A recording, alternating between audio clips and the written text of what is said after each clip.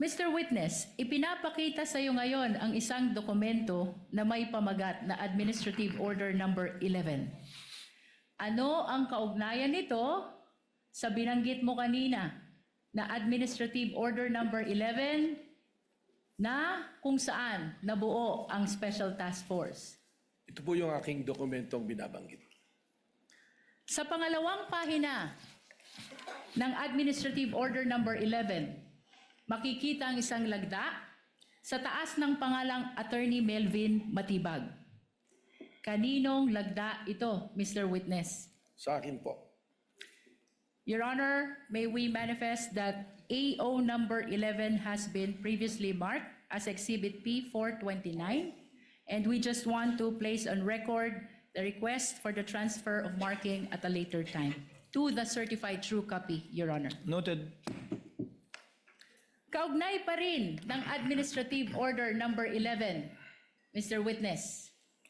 Ano ang komposisyon ng Special Task Force kung iyong nalalaman? Ito po ay binubuo ng iba't ibang division na pinamumunuan po ng aming pong team leader na Deputy Director for Operations at dalawa po na assistant team leader sa pangunguna po ng Assistant Director namin for Investigation at Assistant Director for Intelligence po.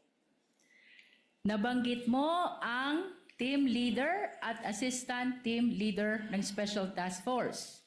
Sino naman ang mga miyembro ng Special Task Force kung iyong nalalaman? Your Honor, hindi po sino kundi ito po ay mga grupo, specific units po.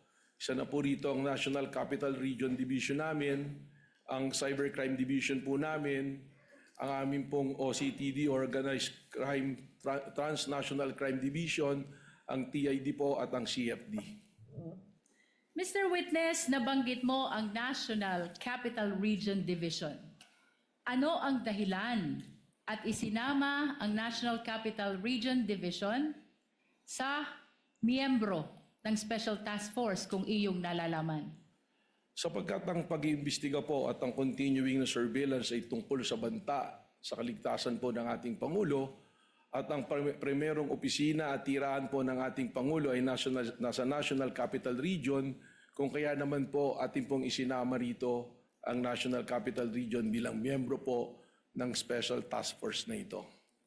Mr. Witness, binanggit mo din kanina ang Cybercrime Division.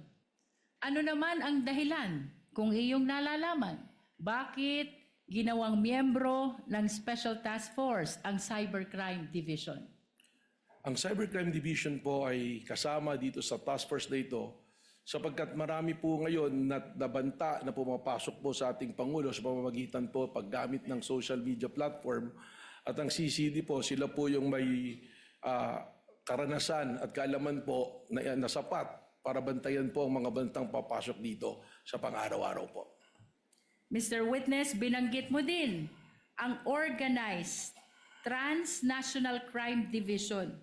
Ano naman ang dahilan at isinama ito sa Special Task Force kung mayroon man? Hindi naman po lingid sa atin na ang ating Pangulo ay may mga pagkakataon na lumalabas ng ating bansa at nagbabiyahe na kung saan ay ating pa rin pong tungkulin na bantayan ang kanyang seguridad kahit siya ay nasa labas sa ating bansa.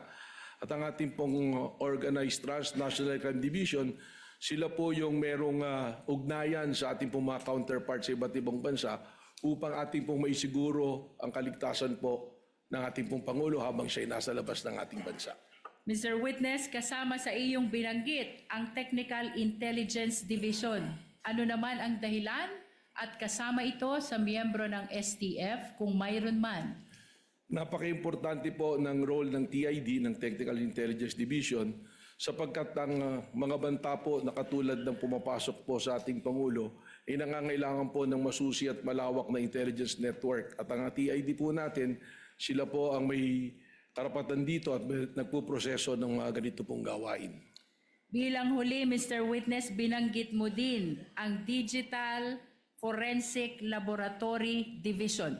Ano naman ang dahilan at isinama ito sa miyembro ng Special Task Force? Importante po ang kanilang role dito sa task force na ito sapagkat lahat po ng mga ebidensya na ating makakalap, lalong-lalo na nakailangan pong idaan sa forensics o pagsusuri na technical, sila po ang dibisyon na maaari pong gumawa ng pagsusuri na ito. Maraming salamat sa iyong paglilinaw kaugnay ng komposisyon ng Special Task Force. Mr. Witness, anong mga pagkakataon kailangan ng NBI bumuo ng task force kung iyong nalalaman? Ang pagbuo ng task force ay yung mga immediate po na pangangailangan nating tugunan. Isa po yan. Pangalawa po rito ay kung isa ng malawakan ang isang bagay na kailangan nating tugunan at imbestigahan. At ang task force din po, kaya po ganyan kalawak kung makikita ninyo, ay kung ang nasasakupan po nito ay hindi lamang iisang lugar. At yung pong mga seryosong banta, na katulad ng banta sa ating Pangulo, ganitong task force po ang pakiramdam namin na kinakailangan.